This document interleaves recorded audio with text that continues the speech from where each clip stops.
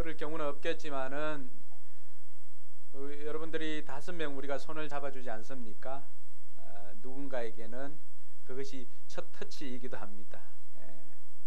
일주일 동안 아무런 터치 없이 살아가는 사람들도 있습니다. 그래서 그렇게 손을 잡아줄 때 내가 하나님의 사랑을 받는 공동체의 일원이구나라고 느낄 수가 있습니다. 그래서 자주 터치해 주시기 바랍니다.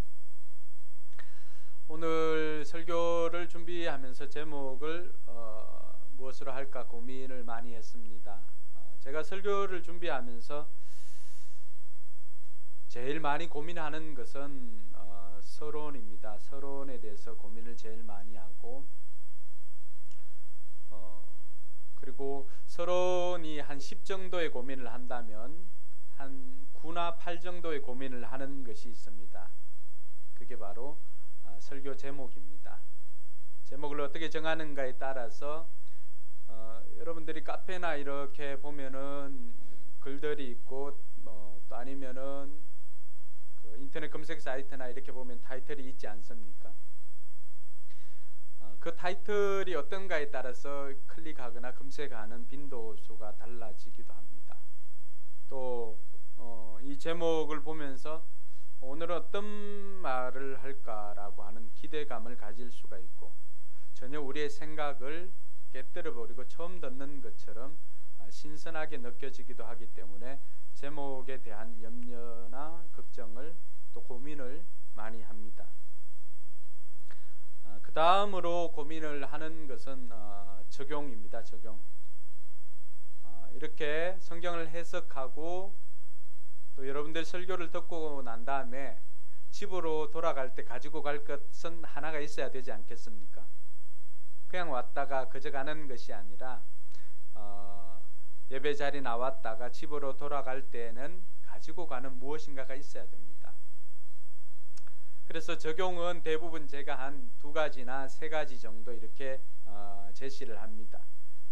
그리고 여러분들은 그 가운데서 나는 이번 주에 이것 하나는 지켜야 되겠다 라고 생각하는 것을 적는 것이 여러분 그 주보 안에 나누어진 설교 노트에 있는 오늘의 결단입니다.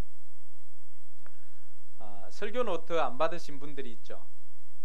손 한번 들어보세요. 설교 노트 있는 분들 한번 설교 노트를 한번 들어보세요. 저거 없는 분들 있죠? 불편하지 않으면 손 한번 들어주세요. 제가 파악 좀 하게. 없는 분들, 설교 없는 분들은 이렇게 많아요. 알겠습니다. 여러분들이 등록 안 하신 분들은 설교 노트 없을 수가 있습니다. 등록을 하고 난 다음에 이렇게 드리기 때문에 등록해도 없는 분들은 제가 안 챙겨준 것이겠죠. 죄송합니다. 챙겨드리도록 하겠습니다. 수량을 제가 확인을 하고 오신 분들에게 있는 것은 이제 나눠주도록 하고 내년에 또 설교 노트를 구입해야 되기 때문에 그렇게 합니다. 그래서 이 설교 노트를 주면은 이것을 가지고 여러분들이 그 설교 노트의 바인드에 이렇게 끼울 수 있도록 우리가 매주 펀칭을 합니다. 그러면 이렇게 해서 여러분들이 가서 보는 경우는 많지 않는 것 같더라고요. 저도 이렇게 적고 뭐 어디에 가서 설교를 듣거나 하면 적고 하지만은 그걸 집에 가서 다시 보기는 잘 하지 않는 것 같아요. 근데 교사들은 봅니다. 교사들은 목장 모임을 할 때 이렇게 전하기 위해서 봅니다. 근데 요 오늘의 결단은 여러분들이 이제 모아두고 어떤 경우 힘들 때 그 제목이라도 이렇게 보시면서 여러분의 삶 그 말씀을 한 번 더 생각하는 그런 계기가 되었으면 좋겠습니다. 오늘의 결단에는 적용한 것을 가지고 내가 이번 한 주간은 예를 들어서 제가 뭐 2개나 3개나 이렇게 제시를 했다. 그래서 이번 한 주간에는 나는 이 3가지는 다 못한다 할지라도 그 중에 하나 정도는 내가 실천할 수 있지 않겠는가라고 생각하면서 결단하는 것을 적는 것입니다. 지금까지는 설교를 듣고 이렇게 비워둔 경우가 많잖아요, 그렇죠? 그 헌신대 나올 때도 그 결단한 것을 가지고 이것 이번 주에 지킬 수 있도록 해주십시오라고 헌신대 나와서 기도도 받고 그렇게 하면 좋겠습니다. 그래서 고민한 것이 원래 제가 생각한 설교 제목은 당신의 주인은 누구입니까? 라고 하는 것입니다. 설교 다 들어보고 난 다음에 어떤 제목이 더 좋았는가를 여러분 한번 이야기해 주시면 제가 다음번 설교할 때 도움이 될 것 같습니다. 처음에 제가 전사님에게 또 그리고 우리 윤 목자님께 보낸 설교 제목은 당신의 주인은 누구입니까? 근데 사람들은 주인에 대해서 관심이 없는 것 같아요. 내 주인이 내지 뭐 또 아니면은 하나님 주인 아닌가? 내가 종도 아닌데 무슨 주인, 이 4차 산업혁명 시대 무슨 주인 이야기를 할까? 그렇게 생각하니까 조금 뭐 고민할 수 있겠네, 그죠? 그래서 그렇게 할까 싶다가 청중들이 별로 거기에 관심을 가지고 있지는 않는 것 같아요. 그래서 교회 밖의 사람들이나 교회 안의 사람들이 공통적으로 가지고 있는 관심이 있습니다. 교회 밖의 사람은 은근히가 아니라 노골적인 부자가 되기를 원하고, 교회 안에 있는 사람은 어떠세요? 노골적이진 않지만 은근히 부자가 되기를 원합니다. 다 드러내지 않고 있지만 이런 속으로는 다 가지고 있죠. 세련이가 제일 머리를 많이 숙였던 것 같아요. 그렇게 되길 주님의 이름으로 축복합니다. 근데 오늘 첫 번째 그 23절인가요? 23절 한번 띄워주실래요? 23절을 보니까 충격적인 말이 나와요. 예수님께서 제자들에게 하신 말씀 중에 재산을 가진 사람은 하나님 나라에 들어가기가 참으로 어렵다, 이렇게 말씀합니다. 24절 그리고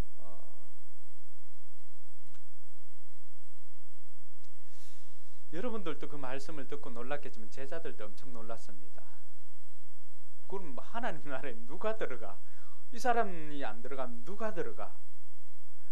그렇게 생각했는데 예수님께서 그게 한 번 더 충격적인 말씀을 하십니다. 25절 말씀입니다. 같이 한번 읽어볼까요? 부자가 하나님의 나라에 들어가는 것보다 낙타가 바늘기로 지나가는 것이 더 쉽다. 갑자기 교회 나오고 싶은 마음이 없어지죠.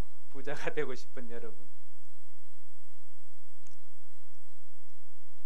예수님께서는 어느 정도 어렵다고 말씀하십니까? 낙타가 바늘기로 지나가는 것.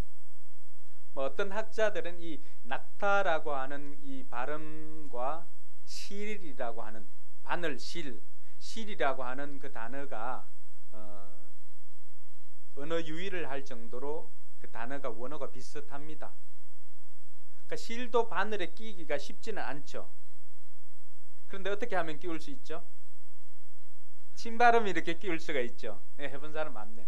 근데 요즘은 노안인 사람들을 위해 고리를 이렇게, 그거는 4차 산업혁명의 개발품인가요? 3차 산업혁명의 개발품인지 이렇게 고리를 내가지고 이렇게 끼우면 쉽게 할 수가 있습니다. 어쨌든 들어갑니다. 근데 이것을 그냥 문자적으로 받아도 될 것 같습니다. 낙타가 바늘기로 지나가는 것이 더 쉽다. 그만큼 뭐가 어렵다는 거예요? 부자가 하나님 나라에 들어가는 것이 어렵다는 거예요.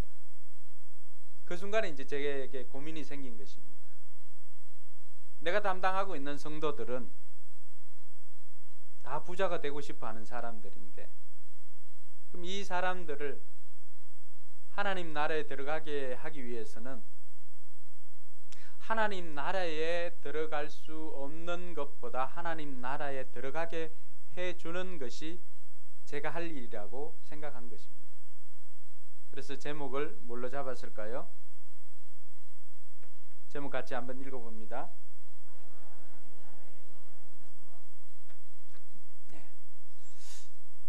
잘 들어보시면 여러분들이 부자가 되어도 또 재산을 가지고 있어도 하나님 나라에 들어가는 방법을 제가 설교가 마무리될 쯤에 가르쳐 드리겠습니다. 잘 들으시고 적용을 하는 사람은 하나님 나라에 들어갑니다. 근데 그렇지 못한 분들은 오늘 이 청년의 이야기를 한번 생각해 볼 필요가 있습니다. 예수님께서 이 말씀을 하시게 된 배경은 어떤 부자 청년 한 명이 예수님께 찾아왔습니다. 찾아와가지고, 제가 시간을 이렇게 눌러야 되는데 누르지는 않았네요. 찾아와서 엎드립니다. 엎드려가지고, 선한 선생님, 내가 영원한 생명을 얻으려면 무엇을 해야 합니까? 라고 질문을 했습니다. 예수님께서 이 청년에게 율법에는 뭐라고 되어 있느냐 라고 했을 때, 이 청년은 19절이나 20절 계속해서 이어지는 데 보면은 자신은 그 말씀대로, 율법에 정한 대로 다 살았노라고 그렇게 이야기를 하고 있습니다. 율법에 정한 대로 다 살았고, 그리고 거짓 증인하지 말라, 살인하지 말라, 간음하지 말라, 도둑질하지 말라, 내 부모를 공경하라, 이런 대부분의 것들은 뭐죠? 십계명에 나와 있는 것이죠. 이러한 것들을 다 지켰다고 이야기를 합니다.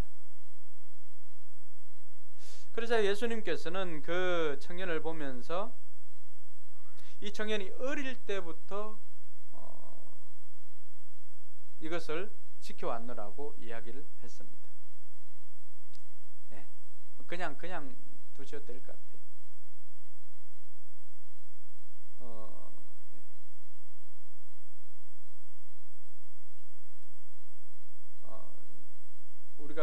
우리 교회 설교를 들을 때나 아니면 이렇게 할 때, 우리 교회가 아이들이 이제 많아졌으니까 아이들이 뭐 다니기도 하고 떠들기도 하고 이렇게 하는데, 집중하기 조금은 어렵겠지만 여러분들만 집중해 주면 됩니다. 그냥 그대로 두시고 자연스럽게, 집에서도 마찬가지고. 그리고 때로는 뭐 술 드신 분들이 올 수도 있잖아, 그죠? 교회에도 그런 분들이 와도 눈치 이렇게 주지 말고, 냄새 나는 분들이 와도 이렇게 눈치 주지 말고. 그 눈치를 주면 그 사람들 알까요, 모를까요? 압니다. 그래서 자연스러운 분위기가 될 수 있도록 그렇게 만들어주는 것도 필요할 것 같습니다. 마침 우리 교회가 잠옷실이 준비되어 있으니까 잠옷실도 활용하는 것도 도움이 될 것 같습니다. 이 청년이 이제 어릴 때부터 자기는 그런 율법들을 다 지켰노라고 이야기를 합니다. 그때 예수님께서는 그를 사랑스러운 눈빛으로 이렇게 바라보십니다. 그러면서 예수님께서 그 청년을 아직도, 이 청년의 고백은 이 모든 것들을 다 지켰노라고 고백하면서, 근데 아직도 뭐가 부족합니까? 라고 묻습니다. 그때 21절에 보면 예수님께서 이 청년을 이제 사랑스러운 눈빛으로 이렇게 바라봅니다. 그러면서 아직도 부족한 게 뭐가 있는지를 이야기를 합니다. 너에게는 한 가지 부족한 것이 있다. 가서 내가 가진 것을 다 팔아서 가난한 사람들에게 주어라. 그리하면 내가 하늘에서 보화를 차지하게 될 것이다. 그리고 와서 나를 따라라. 여러분, 이 청년은 우리의 문제를 해결하실 예수님을 정확하게 찾아 나왔죠. 그리고 이 청년은 영생에 대한, 영원한 생명에 대한 질문도 가지고 있었고, 그 질문에 대한 답을 듣기 위해서 예수님께 질문도 하였습니다. 그리고 예수님께서 율법에 대해서 말씀하셨을 때 어렸을 때부터도 그것을 다 지켰노라고 이야기를 했습니다. 그리고 난 다음에 예수님께서 말씀해 주신 이 말씀을 통해 가지고 이 청년이 기쁜 마음으로 집으로 돌아갈 때, 설교를 듣고 돌아갈 때 뭘 하나 가지고 돌아갔느냐 아니면 그렇지 않느냐. 오늘 22절에 보니까 이 청년이 집에 돌아갈 때 어떻게 돌아갔는지를 설명하고 있습니다. 여러분, 말씀 22절 한번 볼까요? 같이 읽습니다. 그러나 그는 이 말씀 때문에 울상을 짓고 근심하면서 떠나갔다. 그에게는 재산이 많았기 때문이다. 예수님께서는 그 모든 것들을 팔고 또 아니면은 나누어 주고 나를 따르라고 권면했습니다. 제자가 되는 길을 제시했습니다. 그런데 이 청년이 집으로 돌아갈 때는 슬픔과 비통에 잠겨 가지고 집으로 돌아갔습니다. 떠나갔다라고 할 때 그 기준점이 누구예요? 어디에서부터 떠나간 것입니까? 예수님에게서 떠나간 것입니다. 그 이유는요, 그에게는 재산이 많았기 때문이다라고 마가가 우리에게 설명을 해줍니다. 그러면 이 청년은 어떤 청년이었을까요? 이미 우리가 청년으로 부르고 있는 것은 마태복음 19장에 보면 이 사람을 청년으로 소개합니다. 누가복음 18장 18절에 보면은 이 청년은 관원으로 소개를 하고 있습니다.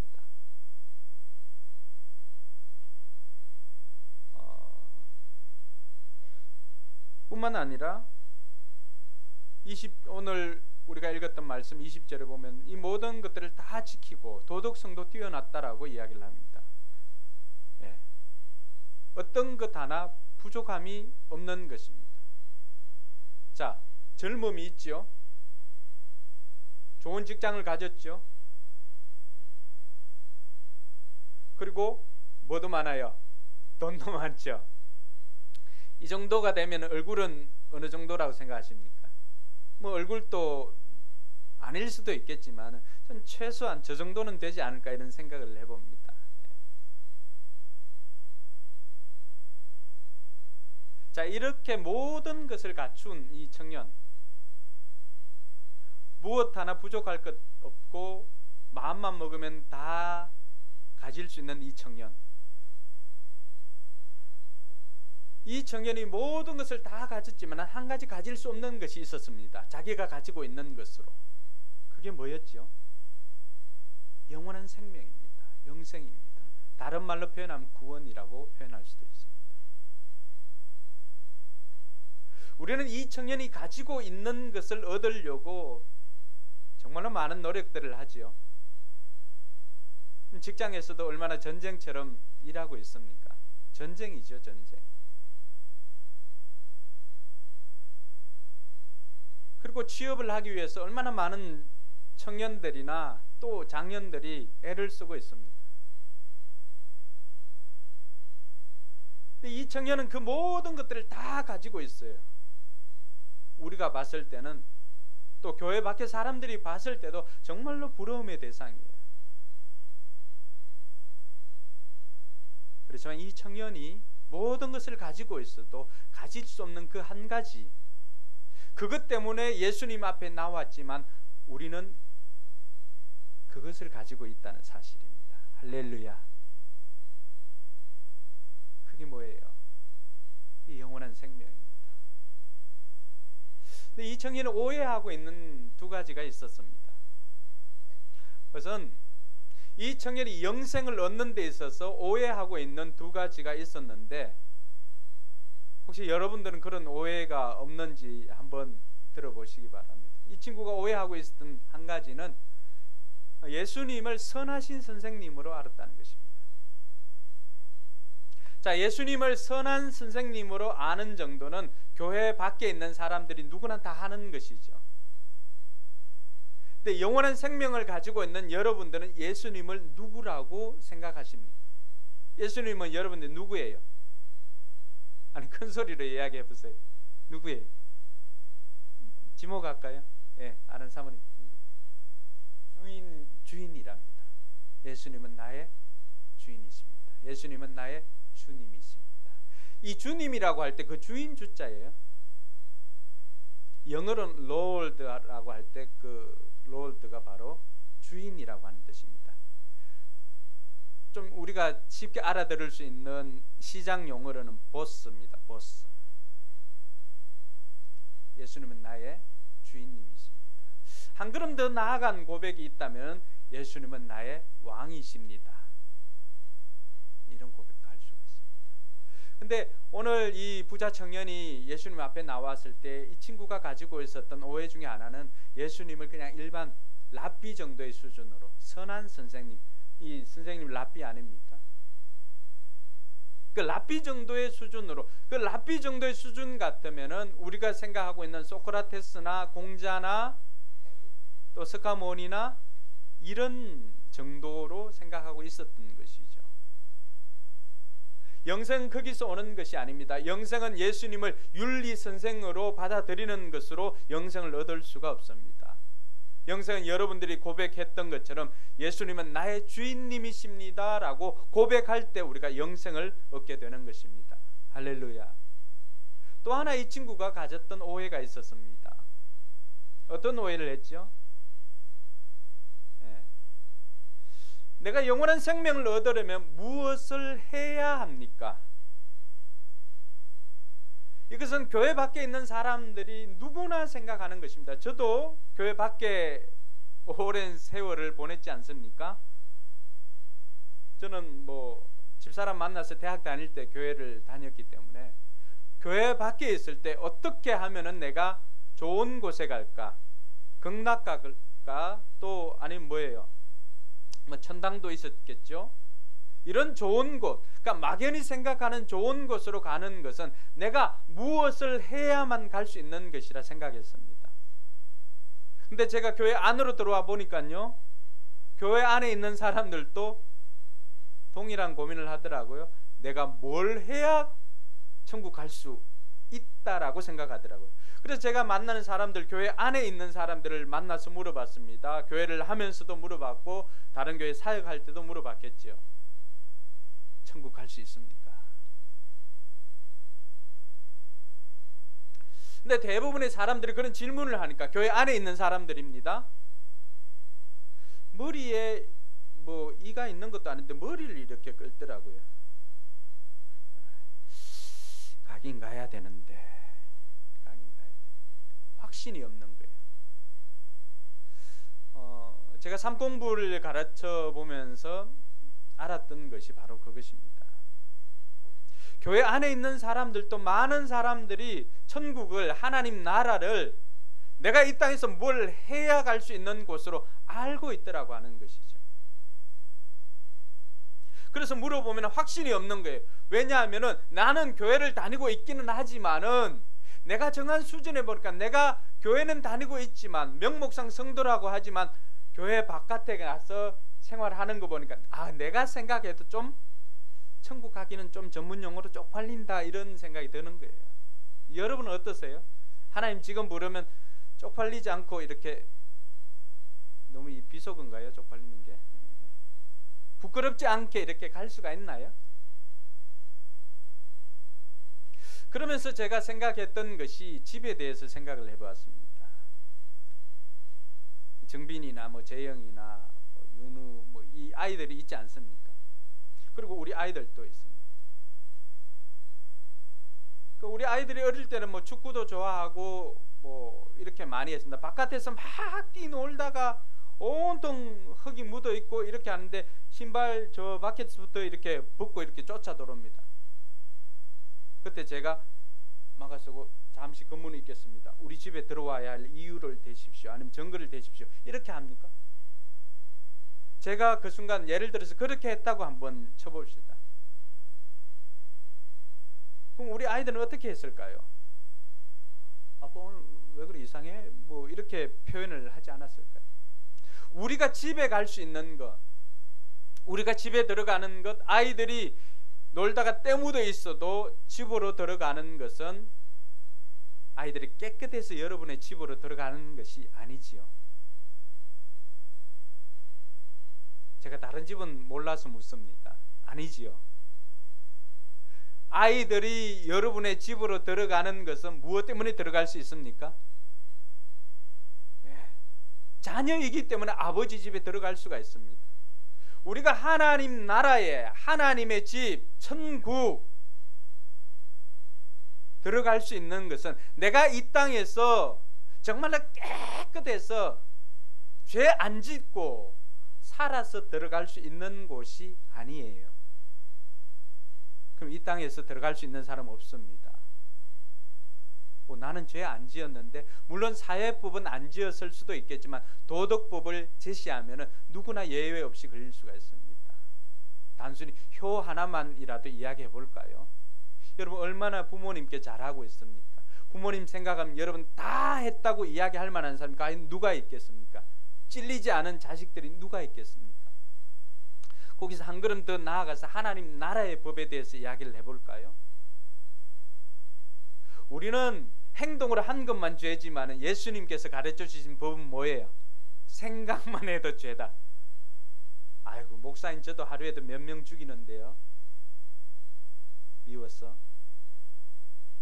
여러분들 어떠세요? 여러분들은 저보다 좀 덜한 것 같네요. 자, 그러면은 거기에서 죄인이 아니라고 할 사람 누가 있겠어요? 나라마다 법이 다르지만 그 법에 따라서 다 저촉이 되지 않습니까? 그럼 그 죄가 없어서 우리가 천국 가야 되는데 그 죄가 없는 사람 누가 있습니까? 그래서 하나님께서 열어두신 법은 다른 것이 아니라 우리가 때가 없어서 죄가 없어서 가는 것이 아니라 하나님의 자녀가 되는 방법, 하나님의 자녀가 되는 길을 열어주신 것입니다. 할렐루야. 그래서 하나님의 자녀가 되어서 하나님의 집에, 아버지 집에 갈 수가 있는 거예요. 할렐루야. 그러니까 예수를 구주로 영접하면 하나님 자녀가 되는 비결은 뭐예요? 요한복음 1장 12절 영접하는 자 곧 그 이름을 믿는 자들에게는 뭘 줘요? 하나님의 자녀가 되는 권세를 줬어요. 이 권세 이제 느낌이 오지요? 천국 들어갈 수 있는 권세 아닙니까? 자녀이기 때문에 가는 거예요. 때가 없어서 가는 게 아니라 때가 묻어 있어도 그 중심에 예수가 있으면은 예수가 있으니까 하나님께서 보실 때 의롭게 여겨주시는 거예요. 그게 전문 용어로 칭의입니다. 칭의.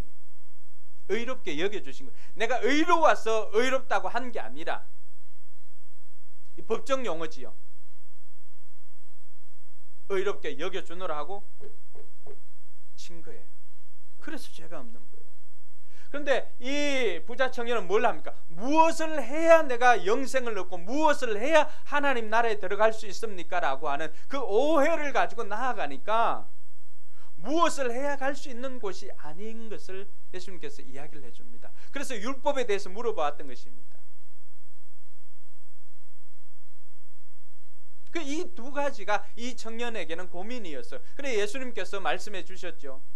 그럼 네 있는 거 다 팔아가지고 가난한 사람들에게 나누어 주고 그리고 나를 따르라.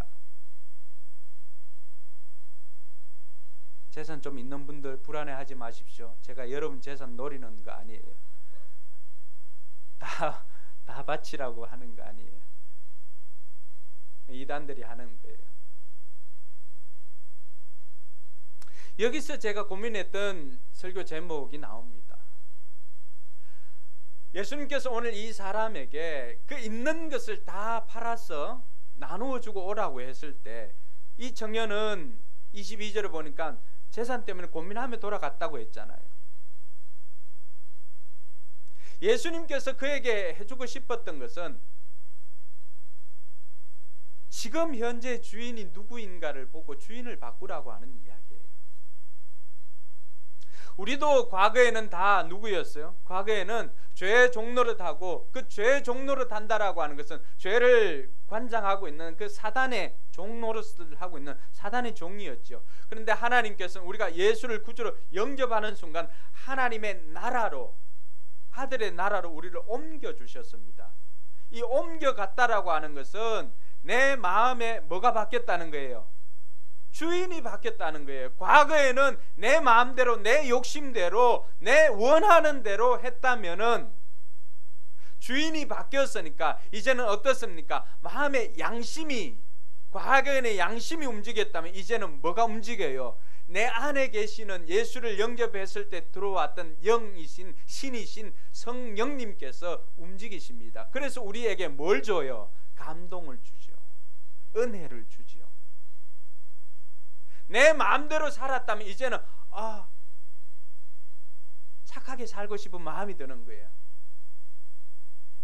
주변을 둘러보니까 어려운 사람들도 보이고 하니까 내게 주신 이 재물을 내 안위와 쾌락을 위해서 사용하는 것이 아니라 주변을 위해서 사용하라고 내게 주었다는 것을 느끼게 하는 것은 누구예요? 성령님이죠. 아니면 우리가 어떻게 다른 사람을 도와줄 수 있는 인성을 가지고 있겠어요? 어림없습니다. 내 살기도 바쁜데. 그렇지 않나요? 좀 기부도 하고 싶고 다른 사람을 도와주고 싶고 다른 사람들 힘들고 어려운 사람들에게 뭐라도 하나 이렇게 도와주고 싶고 긍휼히 여기는 마음이 드는 것은 무엇 때문이에요? 내 마음의 주인이 바뀌었기 때문에 그런 생각이 드는 것입니다. 아직도 그런 생각이 들지 않고 있는 분들이 계시다면 여러분, 여러분의 마음의 주인이 누구인지를 한번 물어보셔야 돼요. 돈이 여러분의 주인인지 하나님께서 여러분의 주인인지 그것을 물어보셔야 됩니다. 물어보셔야 됩니다. 근데 이 청년은 그걸 놓친 거죠. 제자들이 깜짝 놀랍니다. 아니, 부자가, 이 청년이 이렇게 율법을 다 지키고 이렇게 선하게 살고 전도 유망하고 이렇게 잘 나가는 사람인데, 아니 저 사람이 구원 못 받으면, 저 사람이 하나님 나라에 들어가지 못하면 누가 그러면 하나님 나라에 들어갈 수가 있습니까? 여러분들 생각 어떠세요? 누가 들어갈 수가 있을까요?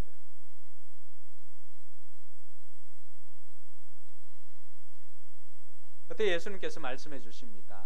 사람으로서는 할 수 없지만은 하나님은 하실 수 있다. 할렐루야.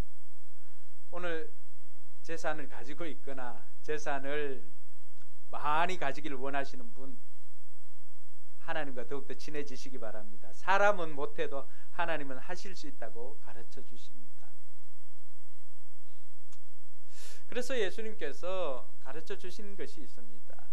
이 말씀을 이제 제자들에게 예수님께서 하셨을 때 제자들의 반응을 보면 재밌습니다. 그래도 성질 급한 친구 누가 있죠? 예수님 제자 중에 성질이 제일 급한 친구, 뭔 일이 생기면 항상 앞서가지고 이렇게 액션 먼저 취하는 친구 있잖아요. 베드로가 나옵니다. 베드로가. 이 이야기를 듣고 베드로가 나옵니다. 어떻게 보면 좀 미카스러울 때도 있지만은 미카스럽다는 의미는 다 알죠? 밉상. 예, 28절 같이 한번 읽습니다. 시작. 베드로가 예수께 말씀드렸다. 보십시오, 우리는 모든 것을 버리고. 선생님, 느낌 알겠죠? 지금 한 놈은 눈물 찔찔 흘리고 비통에 잠겨가지고 제자가 못된 것에 하나님 나라에 못 들어가겠구나, 주인을 못 받고 있으니까, 돈이 자기에게는 주인이니까 그걸 가지고 비통에 하면 돌아갑니다. 예수님께서 말씀해 주실 때 옆에서 베드로는, 선생님 우리는 그래도 다 버리고 선생님을 따라왔습니다. 예. 밉상이지만 사실입니다. 베드로는 주인을 바꾸었습니다. 베드로가 갈릴리 바다에서 예수님을 만나고 난 다음에 예수님으로 말미암아서 물고기를 만선을 이루었지요. 이전엔 자기 힘으로 살았던 인생입니다. 근데 자기 힘으로 살았던 인생에도 빈배가 있었죠. 근데 예수님을 만나고는 그 빈배가 만선이 되는 기쁨을 누렸죠. 그때 베드로가 깨달았던 것입니다. 당신은 내가 도저히 감당할 수가 없으니까 나를 떠나십시오라고 했을 때 예수님께서 나를 따르라고 손을 잡아주십니다. 그때 베드로는, 이 부자 청년은 근심하며 돌아갔지만 베드로는 어떻게 했습니까? 자신이 그동안 주인으로 생각했던 배, 아버지, 집 다 뒤로 하고 예수님을 따라갔습니다.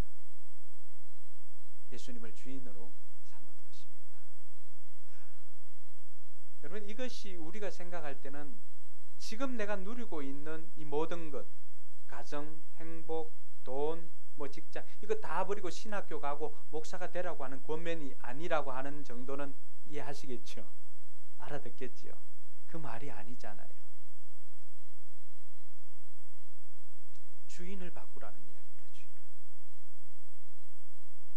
누가 여러분의 인생을 드라이브 해가는지를 운전대, 여러분의 인생의 운전대를 누구에게 맡기느냐라고 하는 것을 묻습니다. 여러분들이 여러분의 인생의 그 주인에게 이 핸들을 하나님께 맡겼는지 아니면 여러분들이 여전히 가지고 있는지. 우리 좋은 성도님 차를 너무 사랑합니다. 차를 좋아하고 차를 잘 알기도 합니다. 최근에 꿈에 그리던 몇 년 동안의 기도 제목이었던 인피니티를 샀습니다. 중요한 것은 좋은 성도님은 차보다도 정경희 성도를 더 사랑합니다. 맞습니까? 예, 맞다고 하네요. 예, 맞다고 합니다. 예. 근데 아무리 사랑해도 그 사랑하는 여인에게 핸들을 맡기지 않습니다. 이전에 타고 있던 차를 처분하지 않고 핸들을 마음껏 맡기지만 인피니티만큼은 절대로 맡기지 않습니다. 왜 맡기지 않는가는 묻지를 않겠습니다.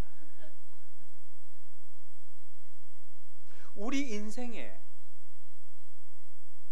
내가 하나님을 믿지 못하면 내 인생의 핸들대를 하나님께 맡기지 않습니다. 내 생각, 내 마음대로, 내 힘대로 아직까지 이것은 내가 하겠습니다 라고 맡기지 않습니다. 사랑하지 않아서 그럴까요? 아니에요. 사랑해요.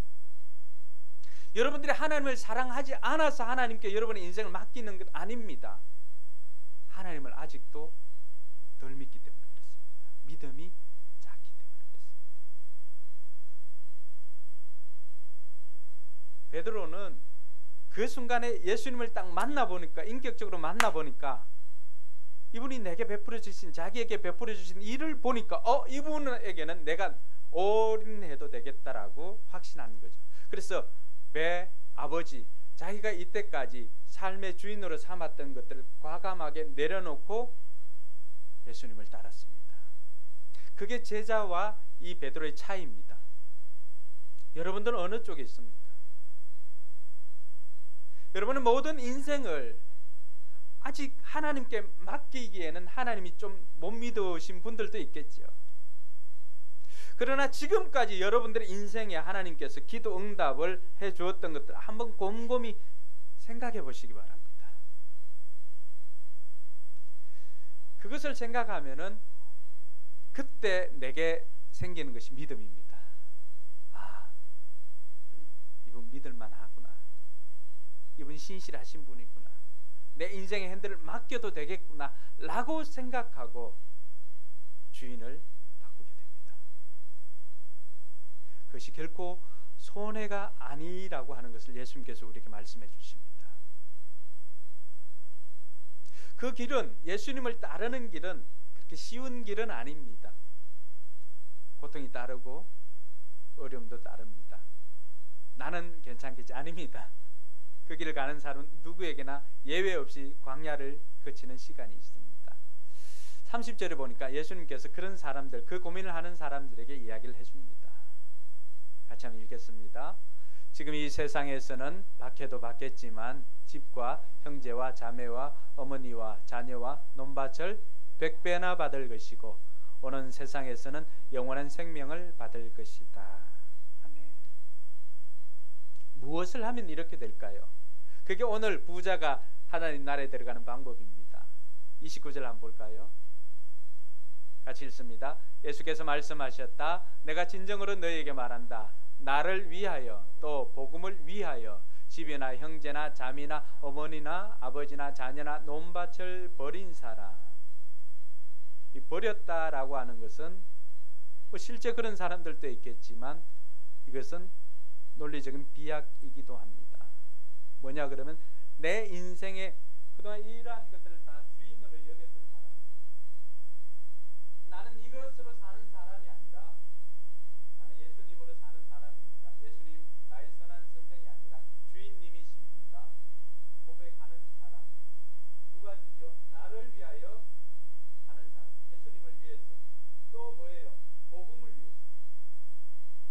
예수님을 위해서, 복음을 위해서 그렇게 자신을 헌신하고 자기를 드린 사람들에게, 주인을 바꾼 사람들에게 주시는 복이 이것입니다. 저는 이 복이 여러분의 것이 되기를 주님의 이름으로 축복합니다.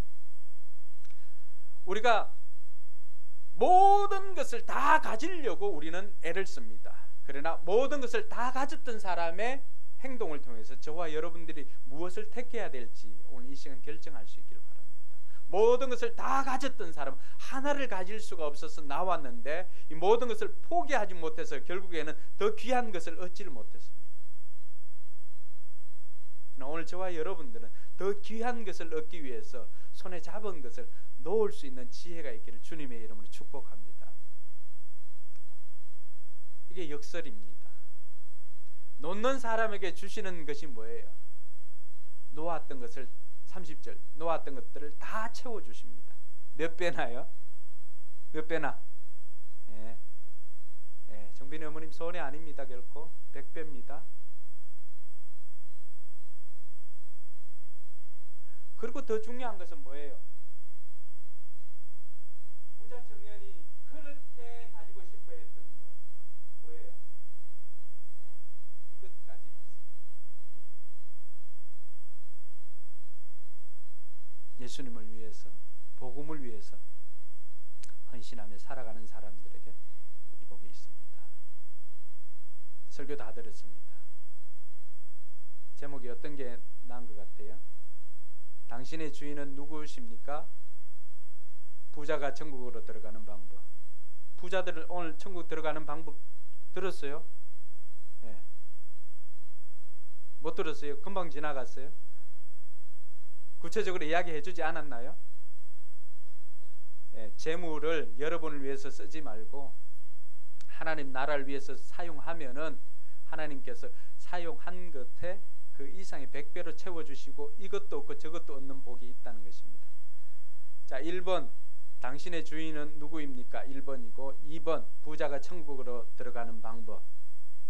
1번 설교 제목이 좋다고 하는 분 손 들어보세요. 2번. 알겠습니다. 큰 의미가 없지만 제가 다음에 설교를 할 때는 그 제목으로, 이 제목으로 하도록 하겠습니다. 여러분 눈을 감고 한번 오늘의 결단에 여러분 무엇을 적고 싶은지 한번 생각해 보십시오.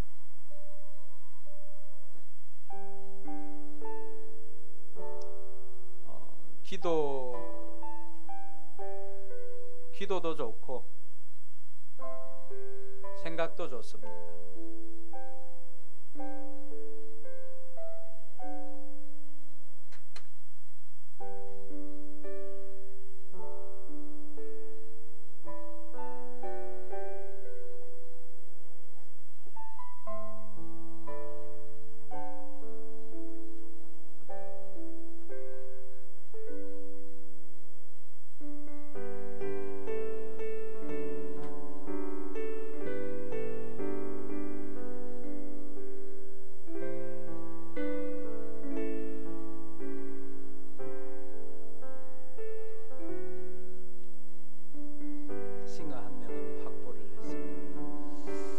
눈을 뜨시고 오늘의 결단 한번 적어 보시기 바랍니다. 네. 오늘 저는 신강시험을 사장님이 신강 한 명이 새로 들어요. 알면 부르게 하면 되겠다. 한 명 기타, 우리가 문화교실에서 다 하고 있으니까 와서 배우면 놔두십시오.